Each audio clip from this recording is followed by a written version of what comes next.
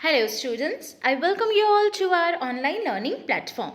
आज के video lecture में हम क्या डील करेंगे? तो आज के वीडियो लेक्चर में हम पूरी एनर्जी के साथ डील करने वाले हैं part third, the parliamentary form of government का। इसके वीडियो में आज हम क्या देखेंगे?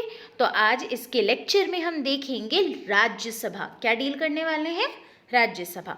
हमने पिछले लेक्चर में क्या देखा था? लोकसभा देखा था ना। तो आज के लेक्चर में देखते हैं पार्लियामेंट के दूसरे हाउस के बारे में, जिसका नाम है राज्यसभा, या जिसे हम अपर हाउस भी कहते हैं और नहीं तो काउंसिल ऑफ स्टेट्स भी कहते हैं।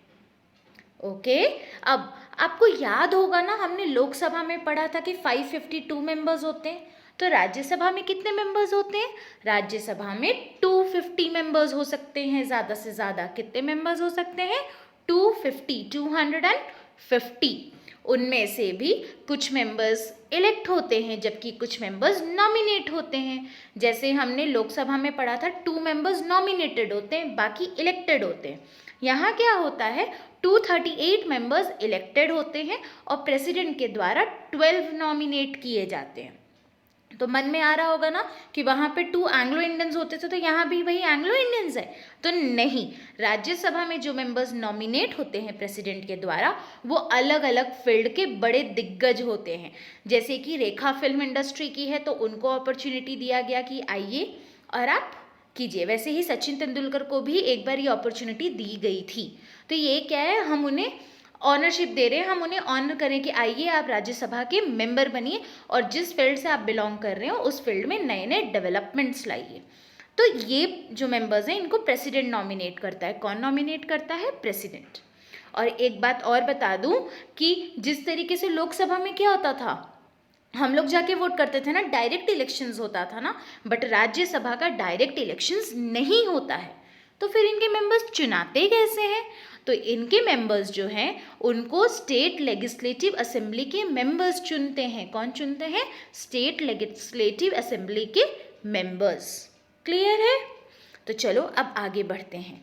कौन बन सकता है राज्यसभा का मेंबर? तो कोई भी इंडियन सिटीजन जिसकी उम्र 30 हो या वो उससे ज़्यादा उम्र का हो। दूसरा, उसका दिमाग खराब नहीं होना चाहिए, मतलब कि पागल नहीं होना चाहिए। तीसरी, वो बैंकरप्ट नहीं होना चाहिए, यानी कि उसके ऊपर कोई बैंक डिफॉल्टरी का केस नहीं होगा। मतलब कि ऐसा नहीं कि वो बैंक से लोन लिया और लोन नहीं चुका पाया है, यानी कि उसका दिवाला उड़ावा नहीं होना चाहिए। और ना ही उसके अगेंस्ट कोई क्रिमिनल प्रोसीजर चलना चाहिए, मतलब उसके अगेंस्ट कोई कोर्ट केस नहीं चलना चाहिए। एंड आखिरी पॉइंट, वही सेम पॉइंट है कि अगर राज्यसभा का मेंबर बनना है तो आपकी जो भी गवर्नमेंट जॉब है, उस जॉब को आपको छोड़नी पड़ेगी, तभी आप राज्यसभा के मेंबर बनने के लिए एलिजिबल होते हैं। तो क्लियर हो गए 4 पॉइंट्स। इंडियन सिटीजन होना चाहिए जिसकी उम्र 30 या अबव, मेंटली साउंड होना चाहिए, बैंकरप्ट नहीं होना चाहिए और उसके अगेंस्ट कोई क्रिमिनल केस नहीं होना चाहिए। साथ ही साथ उसके पास कोई भी गवर्नमेंट जॉब नहीं होनी चाहिए। तो दिस वाज अबाउट राज्यसभा की एलिजिबिलिटी। अब आगे बढ़ते हैं कि जैसे हम लोग पढ़े थे कि स्पीकर होता है लोकसभा में, जो कि पूरे मीटिंग को कंडक्ट करता है। तो राज्यसभा की मीटिंग को कौन कंडक्ट करता है? तो राज्यसभा की मीटिंग को कंडक्ट करते हैं इंडिया के वाइस प्रेसिडेंट। कौन कंडक्ट करते हैं? इंडिया के वाइस प्रेसिडेंट। जानते हो, इंडिया के जो वाइस प्रेसिडेंट है वो राज्यसभा के एक्स ऑफिशियो चेयरमैन होते हैं। कौन होते हैं? Ex officio chairman. चेयरमैन तो जानते ही हो, हेड है भाई। और एक्स ऑफिशियो, तो एक्स ऑफिशियो का मतलब होता है एक ऐसा पोस्ट मिल जाना जो कि उनका जो पोस्ट है उसके कारण उनको वो ऑनर मिल रहा है। जैसे कि वाइस प्रेसिडेंट जो है वो बाय डिफॉल्ट राज्यसभा के चेयरमैन है। क्यों? क्योंकि राज्यसभा का चेयरमैन वही होगा जो कि कंट्री का वाइस प्रेसिडेंट होगा। तो बाय डिफॉल्ट मिला ना, इनके लिए तो कोई इलेक्शंस नहीं हुआ जैसे स्पीकर का इलेक्शन हुआ था, इसीलिए इसे एक्स ऑफिशियो चेयरमैन कहते हैं।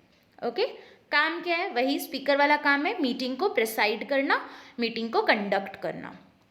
अब नेक्स्ट आते हैं कि जब वाइस प्रेसिडेंट प्रेजेंट नहीं रहते हैं तो उनकी जगह पे कौन रहता है, कौन इसको अटेंड करता है, कौन मीटिंग को प्रेसाइड करता है? तो उसके लिए डेप्यूटी चेयरमैन होते हैं। कौन होते हैं? Deputy chairman. अब डेप्यूटी चेयरमैन को कौन इलेक्ट करता है, कौन अपॉइंट करता है? तो सेम जैसे स्पीकर का इलेक्शंस होता था ना कि जो मेंबर्स हैं वो मिल करके आपस में चुनते हैं, वैसे ही इसके लिए भी वही काम होता है। काम क्या है? तो मीटिंग प्रेसाइड करना और डिसिप्लिन और डेकोरम हाउस की मेंटेन रखना। क्लियर है यहाँ तक? तो अब बढ़ते हैं नेक्स्ट, डिसॉल्विंग राज्यसभा। अब जैसे हम लोग पढ़े थे ना कि लोकसभा अगर मान लो सरकार पे भरोसा नहीं है कि ढंग से काम नहीं कर रही है तो 5 साल से पहले गिर सकती है। वैसे ही राज्यसभा में क्या होता है, क्या इसकी सरकार ये गिर सकती है राज्यसभा? तो नहीं, राज्यसभा कभी डिसॉल्व नहीं होती है, ये परमानेंट बॉडी है। और आपको पता है इनका इलेक्शन एक साथ नहीं होता है। जितने भी मेंबर्स है, जैसे हमने कितने मेंबर्स पढ़े 250, तो 250 में से 150 में 250 का 1/3 जो भी होगा, वो जितने मेंबर्स हैं वो हर दूसरे साल रिटायर होते हैं जब उनका 6 साल कंप्लीट हो जाता है। यानी कि एक मेंबर राज्यसभा का मेंबर 6 साल तक के लिए रह सकता है। फिर से इलेक्शन होगा, जीता तो फिर बन सकता है, ठीक है। बट हाँ, सारे लोग एक साथ राज्यसभा से नहीं निकलते, मतलब सारा इलेक्शन सीट के लिए एक बार नहीं होता है। At a time 1/3 of the seat का इलेक्शन होगा और वो भी हर 2 साल के अंतराल में होता है। जैसे कि 2018 में अगर 1/3 मेंबर्स का इलेक्शन हुआ है तो वो अभी आने वाले 6 साल तक रहेंगे। पर 2020 में जो 2014 में जो जुड़े थे मेंबर्स बने थे उनके लिए इलेक्शंस होगा तो वहाँ नए मेंबर्स बने। वैसे ही जो 2018 में मेंबर्स बने थे उनका री इलेक्शन होगा आपका 6 साल बाद, कितना? 2024 में। यानी सारे members at the same time retire नहीं होते हैं। क्लियर है? तो इस तरीके से राज्यसभा डिसॉल्व होता है। अब बात करते हैं लोकसभा राज्यसभा के बीच में डिफरेंसेस क्या क्या हैं। तो कॉमन सा डिफरेंस तो पता चल गया पहला, कि राज्यसभा के मेंबर्स जो होते हैं उनको हम लोग इलेक्ट नहीं करते हैं, उनको कौन इलेक्ट करता है? तो स्टेट लेजिस्लेटिव असेंबली के मेंबर्स। जबकि लोकसभा के मेंबर्स कौन इलेक्ट करता है? हम सिटीजन्स। ओके। दूसरी बात, मनी बिल। अब मनी बिल है क्या? तो मनी बिल यानी कि पैसे से लेकर के जो भी कानून बनता है वो लोकसभा में इंट्रोड्यूस हो सकता है पर राज्यसभा में नहीं हो सकता है। वैसे ही लोकसभा में हमने पढ़ा था ना कि सरकार पे विश्वास नहीं हो रहा तो नो कॉन्फिडेंस मोशन पास कर सकते हैं, तो वो लोकसभा में हो सकता है पर वो प्रोविजन राज्यसभा में नहीं है। और हमने ये भी देखा कि 5 साल से पहले सरकार गिर सकती है लोकसभा में, पर राज्यसभा के मेंबर्स नहीं at the same time retire हो सकते हैं, ना ही सस्पेंड हो सकते हैं। क्लियर है? और लोकसभा का दूसरा नाम लोअर हाउस या हाउस ऑफ पीपल, वहीं राज्यसभा का अपर हाउस या काउंसिल ऑफ स्टेट्स। तो ये थे कुछ points of differences between Lok Sabha and Rajya Sabha. Hopefully समझ में आ गया। आज के लेक्चर में हमने क्या क्या देखा? तो हमने देखा राज्यसभा के बारे में कि ये अपर हाउस होता है, इसमें ज़्यादा से ज़्यादा 250 मेंबर्स हो सकते हैं जिनमें 238 इलेक्टेड होते हैं और 12 नॉमिनेटेड होते हैं। फिर हमने देखा कि कौन मेंबर बन सकता है राज्यसभा का, तो जिसकी उम्र 30 या उससे ऊपर है, मेंटली साउंड है, गवर्नमेंट जॉब में नहीं है और साथ ही साथ आपका उसके अगेंस्ट कोई केस नहीं चल रहा है।